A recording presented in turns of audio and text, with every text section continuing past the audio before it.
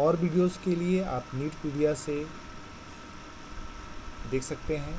नीटपीडिया app जो है आप गूगल प्ले स्टोर से डाउनलोड कर सकते हैं, वहाँ पे अवेलेबल है। वहाँ पे बहुत सारे क्वेश्चंस हैं, तो आप नीटपीडिया ऐप को डाउनलोड करिए। चलिए स्टूडेंट्स, हमें जो डिस्कस करना है अब वो है जेनेटिक्स के बारे में। ठीक है, नाउ जेनेटिक्स मुझे बहुत सारे स्टूडेंट ने कंप्लेन करा था, सर समझ में नहीं आ रहा, समझ में नहीं आ रहा। तो मैंने क्या किया, ये वीडियो फिर से बनाना चालू किया जेनेटिक्स का।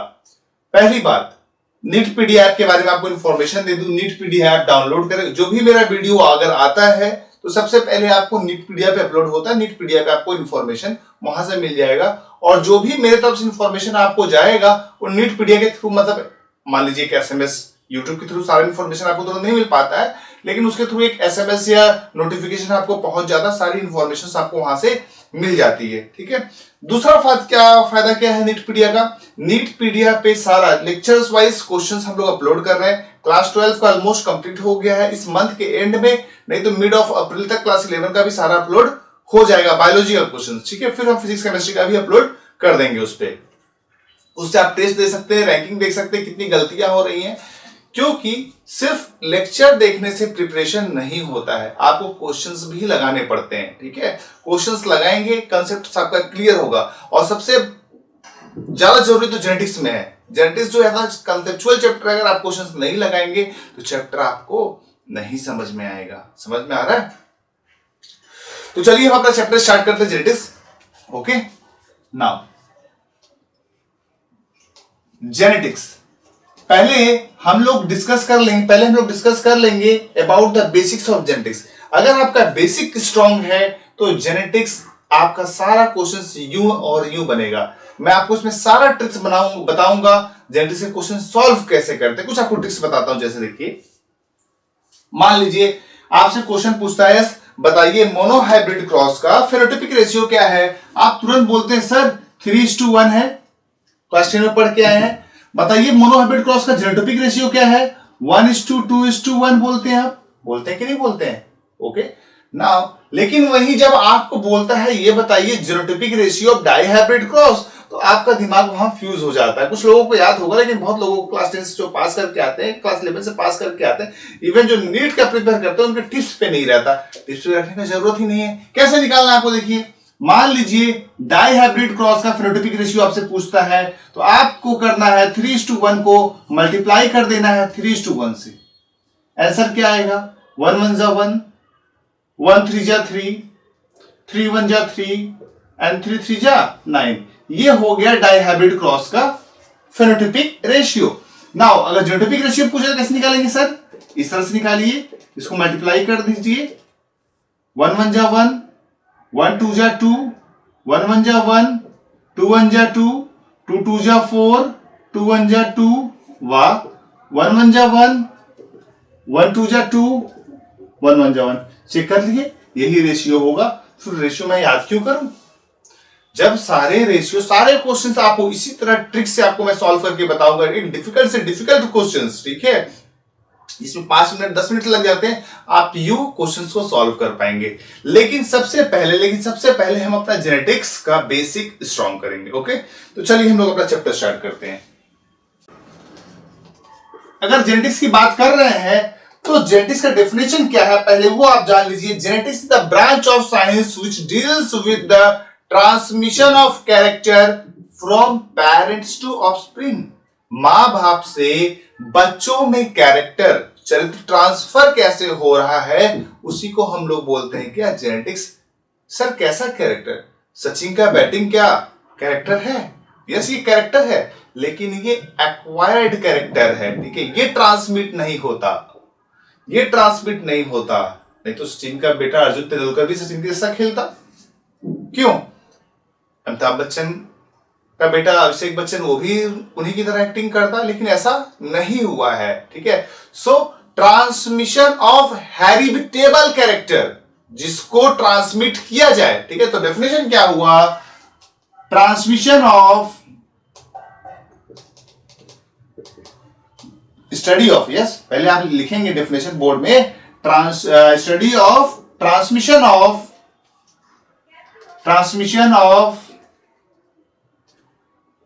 Heritable character from parents to offspring. Transmission of heritable character from parents to offspring is known as what? Genetics. Transmission of heritable character from parents to offspring is known as what? Genetics. ठीक है, तो genetics में देखिए हो क्या रहा है। मान लीजिए ये एक मेल है और ये एक फीमेल है। शॉर्ट हाइट मैंने बनाया,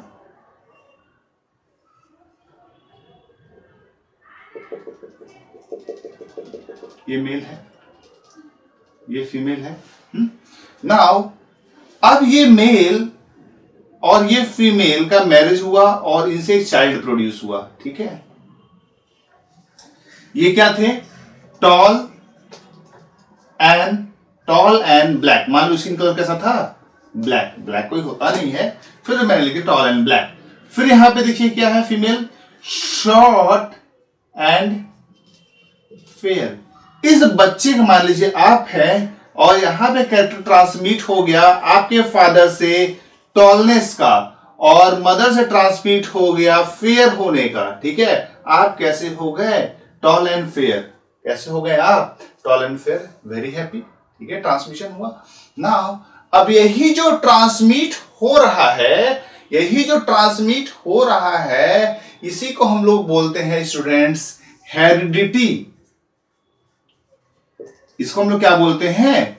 हेरिडिटी। लेकिन एक आप बात ध्यान दीजिएगा, you are not the exact copy of your father और मदर। पूरा का पूरा सेम कैरेक्टर नहीं ट्रांसमिट हो जाता, सेम हाइट नहीं ट्रांसमिट हो जाता, सेम स्किन कलर नहीं ट्रांसमिट हो जाता, कुछ ना कुछ वेरिएशन हो जाता है। ठीक है, लोग बोलते हैं तुम्हारा चेहरा तुम्हारे पापा से मिलता है, ये नहीं बोलते हैं you are exact copy and you are xerox copy. को गाना है ना जेरोक्स कॉपी, वो नहीं। You are not a xerox copy of your father, you are not exact copy of your father. Why? क्यों? Because during the transmission there's occur a variation। भाई transmission जैसे जैसे होता है वहां पे एक और फैक्टर आ जाता है जिसको हम लोग बोलते हैं वेरिएशन। समझ रहे हैं भैया? ट्रांसमिशन ऑफ कैरेक्टर तो हो गया हेरिडिटी, लेकिन ये जो बदलाव आ रहा है उसको हम लोग बोलते हैं variation. Now in short definition of genetics हम ये भी बोल सकते हैं, yes it is the branch of science which deals with the study of heredity and variation. Branch of science which deals with the study of heredity and variation. Very easy. बोल सकते कि नहीं बोल सकते? इसी का तो समराइजेशन है। नाउ अब वेरिएशन के बारे में थोड़ा आपको डिटेल बात करेंगे। एक्चुअली वेरिएशन का डिटेल हम इवोल्यूशन में बात करेंगे, लेकिन थोड़ा सा यहां मैं आपको डिटेल बता दूं वेरिएशन है क्या चीज। ठीक है, नाउ वेरिएशन का कॉज क्या है? वेरिएशन का कॉज दो है। अगर आपसे कोई पूछे वेरिएशन का कॉज, तो पहला कॉज आप हमेशा बोलिएगा यस क्रॉसिंग ओवर है। नाउ सर क्रॉसिंग ओवर क्या है? क्रॉसिंग ओवर आप सेल डिवीजन में आपको पढ़ाया जाएगा, मियोसिस वाले चैप्टर्स में आपको पढ़ाया जाएगा। सो क्रॉसिंग ओवर। एंड दूसरा क्या होता है स्टूडेंट्स? म्यूटेशन। दूसरा क्या होता है? म्यूटेशन। आप लिखते चले, लिखने से बेनिफिट क्या होगा? आपको सारा चीज तुरंत का तुरंत याद हो जाएगा। फटाफट नोट्स आप रिवाइज करेंगे, ठीक है, आपको याद हो जाएगा। एंड दूसरी बात, आप मेरी नोट्स भी आप फॉलो कर सकते हैं। मेरे वेबसाइट पे ये नोट्स अवेलेबल है, काफी अच्छा ये प्रिंटेड नोट्स है, वहां से आप इसको लेके फॉलो कर सकते हैं, क्योंकि काफी शॉर्ट में और यहाँ पे कुछ फोटोग्राफ्स दिए हुए हैं टॉपर्स के। चले, तो study of heredity and variation बता रहा था मैं। म्यूटेशन हो गया टाइप्स और क्रॉसिंग ओवर हो गया टाइप्स नहीं sorry cause. Okay, now mutation क्या है? कभी कभी क्या होता है डीएनए में अचानक से चेंज हो जाता है। सिर्फ सिंपल बता रहा हूं, डीएनए में अचानक से चेंज हो जाता है। ठीक है, मान लीजिए एक जीन था आर, चेंज हो गया आर डैश में, now character will be change, now variation will occur. मान लीजिए यहां से ट्रांसमिशन हो रहा था, लेकिन उस जीन में हो गया म्यूटेशन के बाद एक नया कैरेक्टर का प्रोडक्शन हो जाएगा, एक वेरिएशन आ जाएगा, इसको हम लोग बोलते हैं स्टूडेंट्स म्यूटेशन। समझ में आया? डीएनए, अच्छा एक बताइए, कोई भी कैरेक्टर है वो क्या डीएनए कारण होता है ना, इतना तो आपको पता है ना उस डीएनए भी हम चेंज कर दिए चारों से तो क्या होगा, चेंजेस आ जाएगा ना कैरेक्टर में, तो उसी को तो बोल रहे हैं वेरिएशन। दूसरा क्रॉसिंग ओवर, क्रॉसिंग ओवर में वेरिएशन कैसे होता है मैं ये आपको सेल डिवीजन वाले चैप्टर में डिटेल में पढ़ा चुका हूं और वही पढ़ाऊंगा क्योंकि यहाँ पे टाइम वेस्ट करके मतलब नहीं बनता। नाउ वेरिएशन का कभी टाइप्स भी पूछा जाता है, ठीक है। नाउ यहां बता दूं आपको दो वेरिएशन होता है, एक होता है नॉन हेरिटेबल और एक होता है हेरिटेबल। एक होता है नॉन हेरिटेबल वेरिएशन और एक होता है स्टूडेंट्स क्या, हेरिटेबल वेरिएशन। नाउ ये क्या है नॉन हेरिटेबल? नॉन हेरिटेबल जो होता है वो एक्वायर्ड होता है, ये बेसिकली क्या होता है, एक्वायर्ड कैरेक्टर्स होता है। एक्वायर्ड कैरेक्टर्स कहने का मतलब सचिन की बैटिंग क्या है, एक्वायर्ड कैरेक्टर है भैया, ठीक है। या अब अमिताभ बच्चन का क्या एक्टिंग, ये भी क्या है, एक्वायर्ड कैरेक्टर है। समझ में? अमिताभ बच्चन का एक्टिंग भी एक्वायर्ड कैरेक्टर है, सचिन की बैटिंग भी, ये दोनों ट्रांसमिट इनके बच्चों में नहीं हुआ, ठीक है। So it is a non heritable variation, life में उन्होंने एक्वायर किया जो कि क्या हुआ, ट्रांसमिट नहीं हुआ। समझ में? जो ट्रांसमिट नहीं हुआ। नाउ एक्वायर्ड कैरेक्टर मेनली क्या होता है, सोमैटिक वेरिएशन भी इसको बोलते हैं, सोमैटिक वेरिएशन। सोमैटिक वेरिएशंस कहने का मतलब क्या होता है, यस बॉडी सेल्स में वेरिएशंस आया, ठीक है। सचिन के मसल में स्ट्रेंथ आया, ठीक है, सचिन के मसल में स्ट्रेंथ आया, ठीक है। अमिताभ बच्चन डांस अच्छा कर लेते हैं तो मान लो उनके बॉडी में, उनके जॉइंट्स में चेंजेस आया, ये चीजें ट्रांसमिट नहीं हुई, इनको हमने क्या कह दिया, सोमैटिक वेरिएशन, या इसको आप सोमैटिक कैरेक्टर भी बोल सकते हैं। नाउ तो ये हेरिटेबल क्या चीज होता है, यस जर्मिनल वेरिएशन।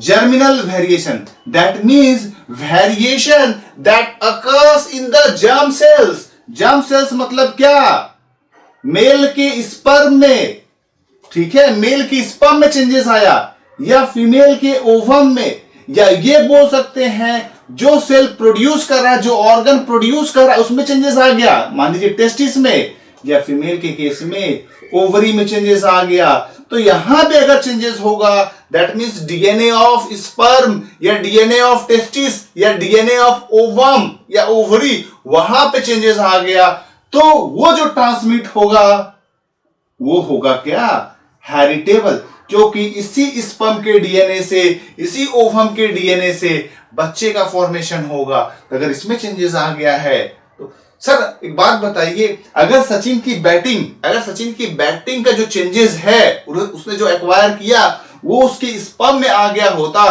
तो क्या ऐसा चांसेस था अर्जुन तेंदुलकर भी उसकी जैसा बैटिंग करता? यस 110% चांसेस था वो ऐसा होता, क्योंकि वो अब हेरिटेबल कैरेक्टर हो जाता।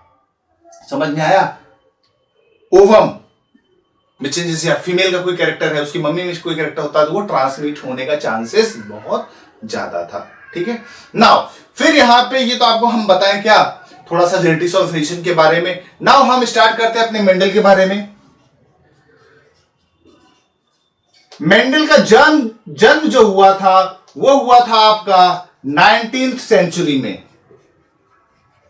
इनकी कुछ हिस्ट्रीज है हमें जाननी पड़ेंगी, ठीक है। नाउ मेंडल का जन्म जो हुआ था कब हुआ था, 19th सेंचुरी में। नाउ कब हुआ था, यस 1822 में, 1822 में, ठीक है बर्थ। नाउ दूसरा डेथ कब हुआ था इनका, 1884 में डेथ हुआ था। कुछ ये आपको याद रखने हैं। इन्होंने अपना वर्क पब्लिश कब किया था, मेरे बुक में 1866 लिखा हुआ है, लेकिन वहां प्रिंटिंग मिस्टेक है, पब्लिश्ड इस वर्क। ये कहां के रहने वाले थे, ये एक संत थे, he was an Austrian monk, he was an Austrian monk. ये चीजें आपको याद रखनी है, ठीक है। नाउ ये आपको इतना चीजें याद रखनी है, ठीक है। नाउ एक चीज और आप बता दें, इनके साथ ट्रेजेडी, मेंडल साहब के साथ ट्रेजेडी क्या हुआ था, पहले यहां पे एक पॉइंट और नोट कर लीजिए। He is known as father of genetics, ठीक है, फादर ऑफ जेनेटिक्स। एक बात और, जब मेंडल, एक्चुअली मेंडल जो कोई साइंटिस्ट वगैरह नहीं थे, ये एक संत थे जो कि पी पे इन्होंने रिसर्च किया था, इवन कि ये एक फिलोसोफर थे, ठीक है, ये साइंटिस्ट भी नहीं थे, ये एक फिलोसोफर थे।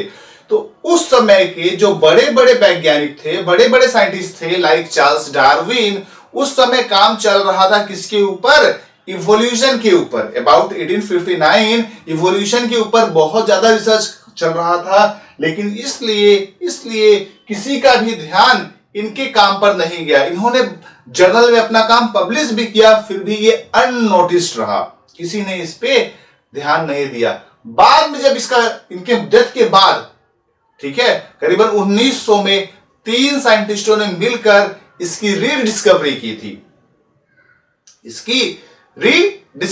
थी, तो बाद में पता चला इन्होंने बहुत बड़ा काम किया, ठीक है। नाउ ये भी कुछ पूछा जाता है, ये कौन से प्लांट पे इन्होंने काम किया था, worked on Pisum sativum.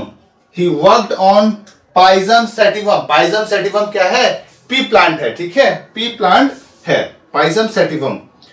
Now और एक बात आपका आता है, रीडिस्कवरी ऑफ मेंडलिज्म, ठीक है, rediscovery of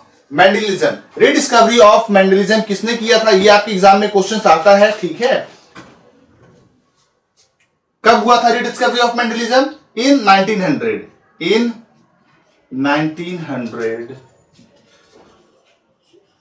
rediscovery of Mendelism कहने का क्या मतलब समझते हैं, वर्क्स ऑफ मेंडल ने जो लॉ, हाइपोथेसिस, जो रिसर्च किया, उसको हम लोग बोलते हैं क्या, मेंडलिज्म। इसको रीडिस्कवरी किया था किसने, 3 साइंटिस्ट थे, यस, ह्यूगो डिवरीज, ओके, उसके बाद कौन था, वॉन टेस्टमार्क एंड कॉरेंस, याद रहेगा, एग्जाम में आता है, ठीक है। ह्यूगो डिवरीज कहां के थे, हॉलैंड के, वॉन टेस्टमार्क कहां के थे, ऑस्ट्रिया के, और कॉरेंस कहां के थे, जर्मनी के। ये 3 साइंटिस्टों ने मिलकर मेंडलिज्म की रीडिस्कवरी कर दी, ठीक है। तो ये इंट्रोडक्शन एक बार फटाफट हम फिर से रिपीट करते हैं, उसके बाद हम लोग आगे बढ़ते हैं। Yes, genetics, transmission of heritable character from parents to offspring, ठीक है, यहां पे आपको दिखा दिया। यस, क्या हुआ, ट्रांसमिशन, हेरिडिटी, और जो चेंजेस आ गया उसको हमने बोल दिया क्या, वेरिएशन। दैट मींस ये भी बोल सकते हैं study of heredity and variation called as what, genetics. Variation 2 type का कॉज है इसका, एक म्यूटेशन, एक क्रॉसिंग ओवर, ठीक है ना। वेरिएशन 2 टाइप का होता है, एक नॉन हेरिटेबल, एक हेरिटेबल। नॉन हेरिटेबल जो होता है एक्वायर्ड कैरेक्टर होता है, उसको हम लोग सोमैटिक वेरिएशंस भी बोलते हैं। एग्जांपल, सचिन का बैटिंग करना, अमिताभ बच्चन का एक्टिंग करना। नाउ हेरिटेबल क्या है, जर्मिनल वेरिएशन, मतलब स्पर्म्स में आ गया, ठीक है, गैमेट्स में आ गया, टेस्टिस में आ गया, ओवरी में आ गया, या ओवम में आ गया, या स्पर्म में आ गया, उसको हम लोग बोलते हैं हेरिटेबल कैरेक्टर। नाउ मेंडल्स की बात करें तो कब इन्होंने काम किया, 19th सेंचुरी में। जन्म कब हुआ, 1822 में, 1822 में। डेथ कब हुआ, 1884। अगर कैलकुलेट करके आप देखेंगे तो ये अबाउट 62 ईयर्स तक जिंदा रहे, ठीक है। नाउ ड्यूरेशन ऑफ वर्क भी कभी कभी पूछा जाता है, इन्होंने कितने साल काम किया था, अबाउट 8 ईयर, ठीक है। और 1865 में इन्होंने अपना काम पब्लिश किया था। ये कहां के थे, ऑस्ट्रिया के रहने वाले थे, ऑस्ट्रियन मॉन्क थे, इनको फादर ऑफ जेनेटिक्स भी बोला जाता है। Worked on pea plant known as pisum sativum, pea plant, okay. Now rediscovery of Mendelism कब हुई, 1900 में, और किसने किया था, Hugo de Vries of Holland, von Tschermak of Austria and Correns of Germany. फटाफट नोट करिए, हम लोग आगे बढ़ते हैं।